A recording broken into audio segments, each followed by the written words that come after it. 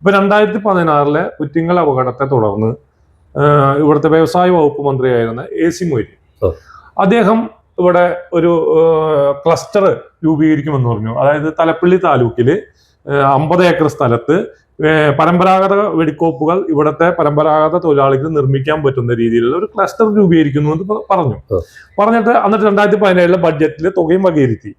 എന്നിട്ട് അതിന്റെ നടപടി എന്തായി? ഇത് ഒന്നാം പിണറായി സർക്കാരിന്റെ കാലത്ത് ഞാൻ പറയുന്നത് ഈ വെടിക്കെട്ട് അപകടം കേരളത്തിൽ മാത്രമാണ് ഉണ്ടാകുന്നത്. തമിഴ്നാട്ടിൽ ഇത് ഇപ്പൊ കഴിഞ്ഞ ആഴ്ച കൂടി ഉണ്ടായി. തമിഴ്നാട്ടില് 10-20 പേര് മരിക്കുന്നു വെടിക്കെട്ട് അപകടത്തെ തുടർന്ന്.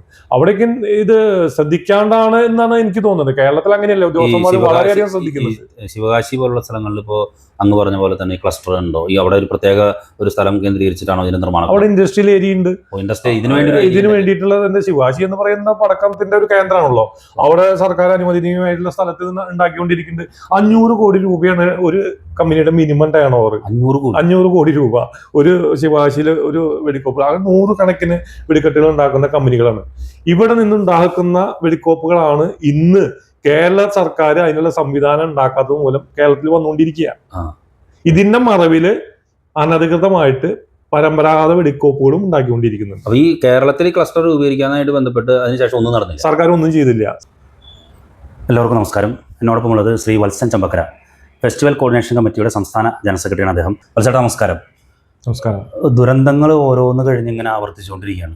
ഓരോ ദുരന്തങ്ങൾ വരുമ്പോഴും നമ്മൾ പുതിയ മാനദണ്ഡങ്ങൾ വരുന്നു, പുതിയ സംഭവങ്ങൾ വരുന്നു. പക്ഷേ ഈ വെടിക്കെട്ട് എന്ന് പറയുന്നത് അതൊരു കേവലം ഒരു തള്ളിക്കളയേണ്ട ഒരു ജോലിയല്ല എന്നാണ് ഞാൻ മനസ്സിലാക്കുന്നത്. പരമ്പരാഗതമായിട്ട് കൊണ്ടുപോകുന്ന ജോലി. ഇതുപോലെ നമ്മുടെ തൊട്ടടുത്ത സംസ്ഥാനമായ തമിഴ്നാട്ടിൽ ശിവകാശിയിൽ ഇതുപോലെ തന്നെ വലിയ രീതിയിൽ വ്യവസായം എന്ന നിലയ്ക്ക് വലിയ രീതിയിൽ നടന്നുകൊണ്ട് പോകുന്ന ഒരു തൊഴിലാണത്.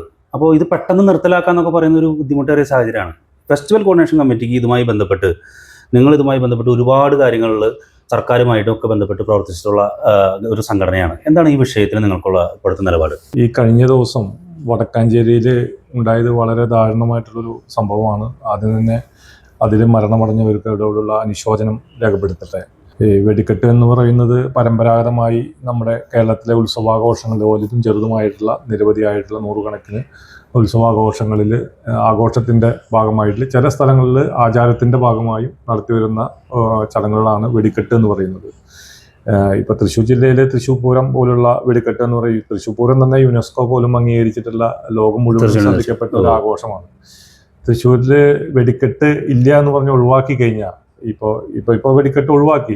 ഈ ദാരുണമായിട്ടുള്ള ഒരു സംഭവത്തിന്റെ ഇതിൽ നമുക്ക് അവരോടുള്ള ആദരവും അനുശോചനവും, ആ കുടുംബത്തോടുള്ള ഒരു ആദരവും, മരിച്ചവരോടുള്ള ഒരു അനുശോചനവും മൂലം നമുക്ക് ആദരാഞ്ജലി അർപ്പിച്ചുകൊണ്ട് നമുക്ക് ഈ തവണ എന്തായാലും നമുക്ക് അങ്ങനെ ഒരു ആഘോഷങ്ങൾക്കുള്ള ഒരു മൂഡിലല്ല തൃശ്ശൂർക്കാർ. ഇത്തവണ വെടിക്കെട്ടുകൾ ഇല്ല എന്ന് പറയുന്നത് നമുക്കതിൽ വലിയ വിഷമമൊന്നുമില്ല. കാരണം എന്താ വെച്ച് കഴിഞ്ഞാൽ ഇതൊരു നമ്മളെല്ലാവരും അവരോടൊപ്പം അവരുടെ കുടുംബത്തോടൊപ്പം അനുശോചനം രേഖപ്പെടുത്തേണ്ട ഒരു സാഹചര്യമാണ് നിലവിലുള്ളത്.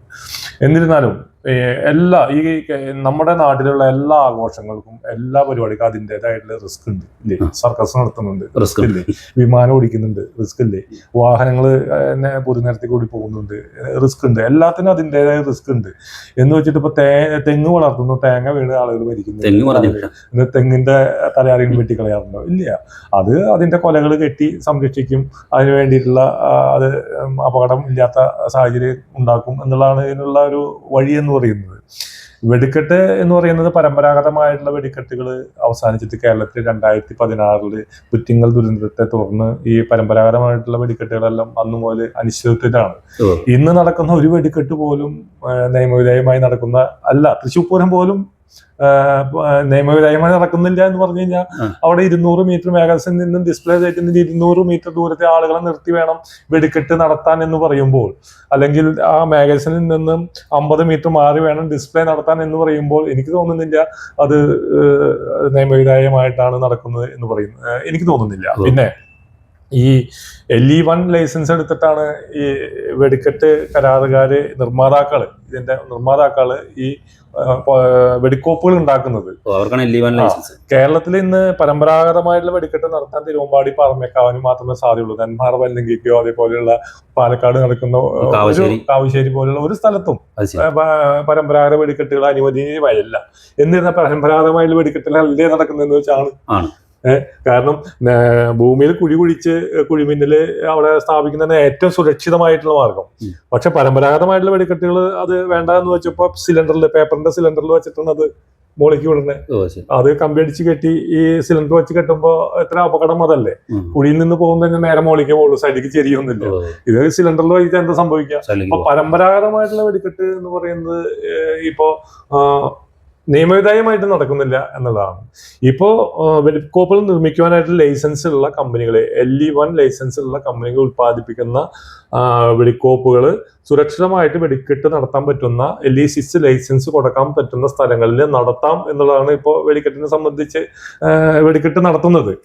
ഇപ്പൊ ഒരു സ്ഥലത്തും അങ്ങനെയുള്ള സ്ഥലങ്ങൾ ഉണ്ടോ എന്ന് ചോദിച്ചാൽ ഇല്ല എന്ന് തന്നെ നമുക്ക് പറയാം. നിലവിൽ നടക്കുന്നത് നെന്മാറ, അല്ലെങ്കിൽ അതുപോലെ കാവശ്ശേരി, അതുപോലെ പന്തല്ലൂർ പോലുള്ള സ്ഥലങ്ങളിലൊക്കെ നടക്കുന്നുണ്ട്. അത് വലിയ പാഠശാലകൾ നടക്കുന്നുണ്ട്. ഡിസ്പ്ലേ നടത്താനുള്ള അനുമതി അവർക്ക് കിട്ടുന്നുണ്ട്. പക്ഷെ അതിൽ ഉപയോഗിക്കുന്ന വസ്തുക്കൾ എന്താ? ഈ ശിവകാശി സാധനങ്ങളാണോ എന്ന് ചോദിച്ചാൽ അല്ല. അപ്പൊ ഇവിടെ സർക്കാർ ചെയ്യേണ്ടത് എന്താ? സർക്കാർ ചെയ്യേണ്ടത് നമ്മുടെ പരമ്പരാഗതമായിട്ടുള്ള ഒരു വ്യവസായം, അതിൽ ആയിരക്കണക്കിന് തൊഴിലാളി പണിയെടുക്കുന്ന ഒരു വ്യവസായം, അത് ഉന്മൂലനം ചെയ്യലല്ല, പകരം ശിവകാശി തമിഴ്നാടിനെ ആശ്രയിക്കലല്ല സർക്കാർ ചെയ്യേണ്ടത്. ഇപ്പൊ ആശ്രയിച്ചുകൊണ്ടിരിക്കുന്നു. പലരും അത് ആശ്രയിക്കാതെ തന്നെ അനധികൃതമായി പരമ്പരാഗത വസ്തുക്കൾ ഉണ്ടാക്കിക്കൊണ്ടിരിക്കുന്നു. അങ്ങനെ ഉണ്ടാക്കിയ ഒരു സ്ഥലത്തല്ലേ ഇപ്പൊ വടക്കാഞ്ചേരി വെടിക്കെട്ട് അപകടം ഉണ്ടായത്, ഈ മുണ്ടത്തിക്കോട് ഉണ്ടായത്. ഞാൻ പറയുന്നത് മുണ്ടത്തിക്കോട് ഉണ്ടായ അപകടം എന്ന് പറയുന്നത് ഇപ്പൊ അങ്ങനെ ഉണ്ടാക്കിയ ഒരു സ്ഥലമാണ്. കാരണം എന്താണെന്ന് വെച്ച് കഴിഞ്ഞാൽ അതിലിപ്പോ LE1 ലൈസൻസ് പ്രകാരം ഉണ്ടാക്കാൻ പറ്റുന്ന അന്തരീക്ഷമാണോ ആ വെടിക്കെട്ട് നടന്ന സ്ഥലത്ത് പരിശോധിച്ചപ്പോ കണ്ടിട്ടുള്ളത്? നിർമ്മിക്കാനായിട്ടും 18 മീറ്റർ ദൂരപരിധിയിൽ വേണം ഓരോ ഷെഡും എന്ന് പറയുന്നു. അങ്ങനെ നമുക്ക് കാണാൻ പറ്റുമെന്ന് എനിക്ക് തോന്നുന്നില്ല. അപ്പൊ അത് സർക്കാർ തന്നെ ഇതിന് വളം വെച്ച് കൊടുക്കുകയാണ്, സൗകര്യം ചെയ്ത് കൊടുക്കുകയാണ്. തൃശ്ശൂർ പൂരം മാത്രമല്ലല്ലോ കേരളത്തിലെ പൂരങ്ങൾ, ചെറുതുമലമായിട്ട് 100 കണക്കിന് പൂരങ്ങളുണ്ട്. ഇതെല്ലാം നടക്കണ്ടേ? ആ നിലപാടല്ലേ സർക്കാർ സ്വീകരിക്കുന്നത്? അതിനുവേണ്ടി നിലപാടനുസരിച്ചുള്ള കാര്യങ്ങളല്ലേ നിയമപരമായിട്ട് സർക്കാർ ചെയ്തു കൊടുക്കേണ്ടത്. നമ്മൾ നിരവധി പ്രാവശ്യം നിവേദനങ്ങൾ കൊടുത്തു, കാര്യങ്ങൾ കൊടുത്തു. പറമ്പേക്കാവ്, തൃശ്ശൂർ, തിരുവമ്പാടി വെടിക്കെട്ട് മാത്രമല്ല, നമുക്ക് ഈ കേരളത്തിൽ ചെറുതും വലുതുമായിട്ട് 100 കണക്കിന് വെടിക്കെട്ടുകളുണ്ട്. അവയെല്ലാം സംരക്ഷിക്കണമെങ്കിൽ പര്യാപ്തമായിട്ടുള്ള ഒരു നിയമം ഉണ്ടാക്കണം. ആ നിയമം ഉണ്ടാക്കണമെങ്കിൽ നമുക്ക് ഇതിനെല്ലാം അംഗീകാരം കൊടുത്തുകൊണ്ട് സുരക്ഷിതമായിട്ടുള്ള ഒരു സ്ഥലം കണ്ടെത്തി അവിടെ ഒരു ഇൻഡസ്ട്രിയൽ ഏരിയ പോലെ ഉണ്ടാക്കണം. ഉണ്ടാക്കിയിട്ട് അത് എക്സ്പ്ലോസീവിന്റെ കവചിത വാഹനത്തിൽ നമുക്ക് വെടിക്കെട്ട് നടത്തുന്ന ഉത്സവ കമ്മിറ്റിയുടെ അല്ലെങ്കിൽ പെരുന്നാൾ കമ്മിറ്റിയുടെ സ്ഥലത്തേക്ക് അവിടെ മാഗസിനിൽ കൊണ്ട് സൂക്ഷിച്ച് ഡിസ്പ്ലേ ചെയ്യേണ്ട സമയത്ത് അത് കുഴിയിൽ ഇറക്കി വെച്ച് അല്ലെങ്കിൽ അത് ഡിസ്പ്ലേ ചെയ്യേണ്ട സ്ഥലത്ത് ഒരുക്കിയിട്ട് നമുക്കത് വെടിക്കെട്ട് നടത്താം. മനസ്സിലായോ? അതിനൊരു മാഗസിൻ പോലും സ്ഥാപിക്കാനുള്ള സാഹചര്യം ഒന്നുമില്ല. ഈ വെടിക്കെട്ടിനെ സംബന്ധിച്ചിടത്തോളം ഇപ്പൊ നമ്മൾ പരമ്പരാഗതമായിട്ടുള്ള ഒരുപാട് വ്യവസായങ്ങൾ സർക്കാർ സംരക്ഷിക്കുന്നുണ്ട്. ഞാൻ ചോദിക്കുന്നത്, ഈ വെടിക്കെട്ട് ശരിക്കും ഒരു പരമ്പരാഗത വ്യവസായമായിട്ട് സർക്കാർ അംഗീകരിച്ചിട്ടുണ്ട്, അല്ലെങ്കിൽ പരമ്പരാഗത വ്യവസായമായി സർക്കാർ അംഗീകരിച്ചിട്ടില്ല. ഇത് എന്ന് പറയുന്ന ഒരു 10,000-ഓളം തൊഴിലാളികളാണ് ഈ മേഖലയിൽ ഉണ്ടായിരുന്നു 2016 വരെ. 10,000-ഓളം ഏകദേശം 10 ടണ്ണ് പേപ്പർ തന്നെ പൾപ്പിന് വേണ്ടി ഉപയോഗിച്ചിരുന്നു കോറ ഉണ്ടാക്കാനായിട്ട്. 10 ടണ്ണ്. മനസ്സിലായ? 10,000-ഓളം തൊഴിലാളികൾ ഉണ്ടായി. കുറ്റിങ്ങൾ അപകടത്തെ തുടർന്ന് ഇതൊക്കെ പരമ്പരാഗതമായിട്ടുള്ള വെടിക്കെട്ട് നിരോധിച്ചോടുകൂടി ഇതൊക്കെ കുറഞ്ഞ് ഇപ്പോൾ ഒരു 10,000-2,000 തൊഴിലാളികൾ കേരളത്തിൽ മൊത്തം ഈ കാര്യം നിലനിൽക്കുന്നുള്ളൂ. മനസ്സിലായ? അവരുടെ ക്ഷേമത്തിന് വേണ്ടിയിട്ടോ മറ്റു കാര്യങ്ങൾക്ക് വേണ്ടിയിട്ടോ ഒന്നും തന്നെ ചെയ്യുന്നില്ല എന്നുള്ളതാണ് വാസ്തവം. ആ തൊഴിലാളികളെല്ലാം വിവിധ മേഖലയിലേക്ക് ചേക്കേറി കഴിഞ്ഞു. ഇപ്പൊ ഇതില് പ്രധാനപ്പെട്ട സംഭവം നേരത്തെ പറഞ്ഞ ഒരു കാര്യം എന്ന് പറഞ്ഞാൽ, ശിവകാശിയിൽ ഒരു കമ്പനി 500 കോടി ടേൺ ഓവറാണ് ചെയ്യണത്. അവിടെ എത്രയോ കമ്പനികൾ ഉണ്ടാവും. അപ്പൊ ഇതൊരു ഭയങ്കര വലിയൊരു ബിസിനസ്സാണ്, ഒരു വ്യവസായമാണ് ശിവകാശിയിൽ നടക്കുന്നത്. അതിന്റെ ഏറ്റവും വലിയ ഉപഭോക്താക്കൾ എന്ന് പറഞ്ഞാൽ നമ്മുടെ കേരളത്തിൽ നിന്ന് മലയാളികൾ ഇതാണ് ഏറ്റവും കൂടുതൽ വാങ്ങിക്കുന്നത്. അപ്പൊ ഇവിടെ സർക്കാർ ശരിക്കും ഈ ഒരു മേഖലയ്ക്ക് കൂടുതൽ ഊന്നൽ കൊടുക്കേണ്ടതാണ്. സർക്കാർ ഊന്നൽ കൊടുത്തുകൊണ്ട് ഈ മേഖലയെ സംരക്ഷിക്കണം. അപകടരഹിതമായിട്ട് വെടിക്കെട്ടുകൾ ഇത് നിർമ്മിക്കുവാനായിട്ടുള്ള സാഹചര്യം സർക്കാർ സൃഷ്ടിച്ചാൽ മാത്രമേ ഈ നിർമ്മാണ സ്ഥലത്തുള്ള അപകടം ഒഴിവാകുള്ളൂ. പിന്നെ ഡിസ്പ്ലേ ചെയ്യുന്ന സ്ഥലത്ത് അതിനുവേണ്ട സ്ഥലം സൗകര്യമുള്ള സ്ഥലങ്ങളിൽ മാത്രം അനുമതി കൊടുക്കുക. ബാക്കിയുള്ള സ്ഥലങ്ങളിൽ കാഠിന്യം കുറഞ്ഞ അതേപോലെയുള്ള വർണ്ണാഭമായിട്ടുള്ള കാര്യങ്ങൾ ചെയ്യാനുള്ള സൗകര്യം, ഇതിനൊക്കെ ഒരു നിയമം നിർമ്മിക്കണം കറക്റ്റായിട്ട്. അതായത് സ്ഥലപരിമിതി അനുസരിച്ച് എന്തെല്ലാം അവിടെ ഡിസ്പ്ലേ ചെയ്യാന്നുള്ളത് സർക്കാർ നിയമം മൂലം പെസോ അതിനുള്ള ഒരു നിയമനിർമ്മാണം നടത്തിക്കൊണ്ട് അത് ഉണ്ടാക്കണം. സ്ഥലപരിമിതി കുറഞ്ഞ സ്ഥലത്ത് വർണ്ണാഭമായിട്ടുള്ള കാര്യങ്ങൾ ചെയ്യാം. കൂടുതൽ സ്ഥലമുള്ള സമയത്ത് കുറച്ച് അതിന്റെ ശബ്ദത്തിനും പ്രാധാന്യം കൊടുത്തുകൊണ്ട് കാര്യങ്ങൾ ചെയ്യാം. ഇതൊക്കെ സർക്കാരാണ് അതിന് മുൻകൈ എടുത്ത് കാര്യങ്ങൾ ചെയ്യേണ്ടത്. ഇത് സുരക്ഷിതമായി ഉണ്ടാക്കാൻ വേണ്ടി ഒരു സൗകര്യം പോലും സർക്കാരാണ് ചെയ്യുന്നത്. ഞാൻ ചോദിക്കുന്നത്, ഈ ആദ്യ പിണറായി സർക്കാരിന്റെ കാലഘട്ടത്തിൽ ഇങ്ങനെ ഒരു പ്രൊജക്ട് വരികയും അതിന് തുക അനുവദിക്കുകയും ചെയ്തിട്ട് പിന്നെ ഇത് ശരിക്കും അട്ടിമറിക്കപ്പെട്ടതാണ്. അതിന്റെ പിന്നിൽ അതിന് ലോബി ഉണ്ട്. അല്ല, ഇത് എന്ന് പറയുന്നത് ഇപ്പൊ നമ്മളെന്താ പറയാ, ഇപ്പൊ ഉത്സവാഘോഷങ്ങളും ഇതേപോലെയുള്ള പെരുന്നാളുകളും നേർച്ചകളും ഇതുപോലുള്ള ആഘോഷങ്ങളല്ലേ കേരളത്തിന്റെ ഒരു സാമ്പത്തിക നെടുന്തൂണ് എന്ന് പറയുന്നത്. വേറെ എന്താ കേരളത്തിലുള്ളത്? നിങ്ങളൊന്ന് ആലോചിച്ച് നോക്കൂ. ഒരു തൃശ്ശൂർ പൂരം എന്ന് പറയുന്ന തൃശ്ശൂർ പൂരം കൊണ്ട് എത്ര കോടിക്കണക്കിന് രൂപയുടെ കച്ചവടം അല്ലേ. പൊരി കച്ചവടക്കാർ പോലെ മുതല് അങ്ങ് എല്ലാ വാണിഭക്കാര് എല്ലാവരും എന്തെല്ലാം കച്ചവടങ്ങൾ ഒരു കൊല്ലത്തെ മുന്നൊരുക്കൽ നടത്തുന്നത്. എത്ര ആളുകളാണ് ഇതുകൊണ്ട് ജീവിതം നയിക്കുന്നത്? മേള കലാകാരന്മാര്, ആനച്ചമയം കലാകാരൻ, പന്തൽ കലാകാരന്മാര്, അതുപോലെ പൊരിയും സർബത്തും കൊടുക്കുന്ന കച്ചവടക്കാര് എന്ന് വേണ്ടിയിട്ട് എത്ര ആളുകളാണ് ജീവിക്കുന്നത്? പതിനായിരക്കണക്കിന് ആളുകളല്ല ജീവിക്കുന്നത്. ഇതേപോലെ തന്നെയാണ് ഓരോ ഗ്രാമങ്ങളിലും പള്ളികളിലും അമ്പലങ്ങളിലും അതേപോലെ തന്നെ നേർച്ചകൾ നടക്കുന്ന സ്ഥലത്തൊക്കെ ഉണ്ടാവുന്നത്. വലിയൊരു വരുമാന സ്രോതസ്സല്ലേ, വലിയൊരു ബിസിനസ് അല്ലേ ഈ നാട്ടിൽ നടക്കുന്നത്. അതുകൊണ്ട് നാടിനൊരു പുരോഗതിയല്ലേ ഉണ്ടാവുന്നത്. ഒരു ഉത്സവ സീസൺ എന്ന് പറയുന്നത് ചെറിയ വരുമാനമല്ല സർക്കാരിന് ടാക്സ് ആയിട്ട് കിട്ടുന്നത്.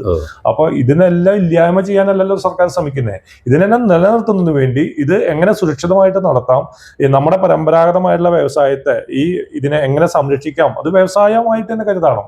അതിനുവേണ്ടി സൗകര്യങ്ങൾ സർക്കാർ ചെയ്യണം. നേരത്തെ പറഞ്ഞിരിക്കുന്ന വെടിക്കോപ്പുകൾ ഉണ്ടാക്കുന്ന ഒരു എന്താ പറയുക ഇൻഡസ്ട്രിയൽ ഏരിയ തന്നെ നിർമ്മിച്ചുകൊണ്ട് ഈ തൊഴിലാളികളെ പുനരുദ്ധരിപ്പിച്ചൂടെ? അവർക്ക് തൊഴിൽ കിട്ടില്ലേ? സുരക്ഷിതമായിട്ട് വേല ചെയ്യുന്നതിനുള്ള സൗകര്യം കിട്ടില്ലേ? ഇതെല്ലാം സർക്കാർ ഉണ്ടാക്കി കഴിഞ്ഞാൽ എല്ലാ പൂരങ്ങളും എല്ലാ ആഘോഷങ്ങളും സംരക്ഷിക്കാം. നമ്മുടെ നാടിന്റെ സാമ്പത്തിക അഭിവൃദ്ധിയെ കൂടി നമുക്ക് സംരക്ഷിക്കാം എന്നുള്ള ഒരു ലക്ഷ്യം കൂടി ഇതിൽ സർക്കാർ കാണണം എന്നാണ് എനിക്ക് പറയാറുള്ളത്. തീർച്ചയായിട്ടും വളരെ പ്രധാനപ്പെട്ട ഒരു കാര്യമാണ് വത്സൻ ചെമ്പക്കര ഇവിടെ പറഞ്ഞിട്ടുള്ളത്. കാരണം ഇത് നമ്മുടെ മാധ്യമങ്ങളിലൊക്കെ തന്നെ ചർച്ച ചെയ്യേണ്ട ഒരു സംഭവമാണ്. അതായത് ഒന്നാം പിണറായി സർക്കാരിൻ്റെ കാലത്ത് നമ്മുടെ ഇവിടെ ഇത്തരം ഒരു വലിയ വ്യവസായം, ഈ വ്യവസായത്തിൻ്റെ ഒരു വ്യാപ്തി നമ്മൾ പരിശോധിക്കണമെങ്കിൽ ശിവകാശിയിലേക്ക് ചെല്ലണം. ശിവകാശിയിൽ ഏകദേശം ഈ പറയുന്ന 500 കോടി രൂപ ഒരു കമ്പനി ടേൺ ഓവർ നേടുമെങ്കിൽ എത്ര കമ്പനികളാണ് അവിടെ ഇതുപോലെ കോടിക്കണക്കിന് രൂപയുടെ ലാഭം ചെയ്യുന്നത്. അതിൻ്റെ എല്ലാ ഉപഭോക്താക്കൾ എന്ന് പറയുന്നത് കേരളത്തിലുള്ള. അപ്പോൾ ഇതൊരു വലിയ വ്യവസായമാണ്. ആ വ്യവസായത്തിൻ്റെ ഏറ്റവും വലിയ ഉപഭോക്താക്കൾ തമിഴ്നാടിൻ്റെ എന്ന് പറയുന്നത് കേരളത്തിലാണ്. കേരളത്തിൽ ഇങ്ങനെ ഒരു ഇൻഡസ്ട്രിയൽ ഏരിയ ഇത്തരം തൊഴിലാളികളെയും അതുപോലെ തന്നെ ഇത്രയും സംഗതിയും സംരക്ഷിക്കാൻ വേണ്ടി ഒരു പ്രൊജക്റ്റ് ഒന്നാം പിണറായി സർക്കാരിൻ്റെ കാലത്ത് വന്നിരുന്നതായും തലപ്പള്ളി താലൂക്കിൽ ഉൾപ്പെടുന്ന സ്ഥലത്ത് അതൊരു പ്രൊജക്റ്റായിട്ട് കണ്ടെത്തി അതിന് പണം അനുവദിച്ചതായിട്ടും അതിൻ്റെ ടോക്കൺ തുക അനുവദിച്ചതായിട്ടൊക്കെയാണ് നമുക്കിപ്പോൾ അറിയാൻ സാധിച്ചിട്ടുള്ളത്. എന്തുകൊണ്ടാണ് സർക്കാർ അതിൽ നിന്നും പിന്നോക്കം പോയത്? ഇതിൻ്റെ പിന്നിൽ ഏതെങ്കിലും തരത്തിലുള്ള ലോബികളുണ്ടോ? സ്വാഭാവികമായിട്ടും കേരളത്തിൽ ഇങ്ങനെ ഒരു സംഭവം തുടങ്ങുകയാണെങ്കിൽ ഇപ്പോൾ പുറത്തേക്ക് പോകുന്ന ബിസിനസ്സുകളെല്ലാം തന്നെ ഈ കേരളത്തിൽ തന്നെ നടക്കും. ഇതിൻ്റെ പിന്നിൽ എന്തെങ്കിലും അട്ടിമറി ശ്രമങ്ങളുണ്ടോ? എന്തുകൊണ്ട് ഇത് ഈ ഒരു പ്രൊജക്റ്റ് മാറ്റിവെച്ചു? അത് തീർച്ചയായിട്ടും സർക്കാരിൻ്റെ മുന്നിലേക്ക് വെക്കുകയാണ്. എല്ലാം ഒരു കുടക്കീഴിൽ വരുന്ന രീതിയിൽ ഒരു ഇൻഡസ്ട്രിയൽ ഏരിയ ഇത്തരം തൊഴിലാളികൾക്കും ഇത്തരം ഈ കോപ്പുകൾ നിർമ്മിക്കുന്ന ശാലകൾക്കെല്ലാം ഉണ്ടെങ്കിൽ ഒരു 19 ഏക്കർ സ്ഥലത്ത് ഉൾക്കൊള്ളുന്ന ഒരു സംഭവമാണെങ്കിൽ ഇത് തീർച്ചയായിട്ടും കേരളത്തിൽ നിലനിന്ന് പോകുന്ന ഒരു സംഭവം തന്നെയാണ് എന്ന് പ്രത്യേകം ഇത് സർക്കാരിൻ്റെ മുന്നിൽ വെക്കുകയാണ്. ഈ വിഷയത്തിൽ എന്ത് നടന്നു എന്നുള്ളതിനും പ്രത്യേകിച്ച് അറിയില്ല. എന്തായിരുന്നാലും ഇത്രയും നേരം നമ്മളോട് സംസാരിച്ച ഫെസ്റ്റിവൽ കോർഡിനേഷൻ കമ്മിറ്റിയുടെ സംസ്ഥാന ജനറൽ സെക്രട്ടറിയും ചാലക്കുടി നഗരസഭാ കൗൺസിലറുമായിട്ടുള്ള വത്സൻ ചെമ്പക്കരയ്ക്ക് പ്രത്യേകം നന്ദി പറയുകയാണ്. അപകടത്തിൽ മരണപ്പെട്ടവരുടെ മുന്നിൽ ആദരാഞ്ജലികൾ അർപ്പിക്കുന്നു. നമുക്ക് നമ്മുടെ ആഘോഷങ്ങളും നമ്മളുടെ സംസ്കാരങ്ങളും നിലനിർത്തിക്കൊണ്ടു പോകണം. ഒരു ദിവസം കൊണ്ട് അവസാനിപ്പിച്ച് വിടേണ്ടതല്ല. വർഷങ്ങളുടെ ഒരു പാരമ്പര്യമുള്ള ഇത്തരത്തിലുള്ള തൊഴിൽ മേഖലയിൽ ജോലി ചെയ്യുന്ന ആളുകളുടെ ഒരു വലിയ ശൃംഖല തന്നെയാണ്. അതുകൊണ്ട് സർക്കാർ ഈ വിഷയത്തിൽ വളരെ കൃത്യമായ നിലപാട് സ്വീകരിക്കണം എന്ന് തന്നെയാണ് പറയാനുള്ളത്. നന്ദി, നമസ്കാരം.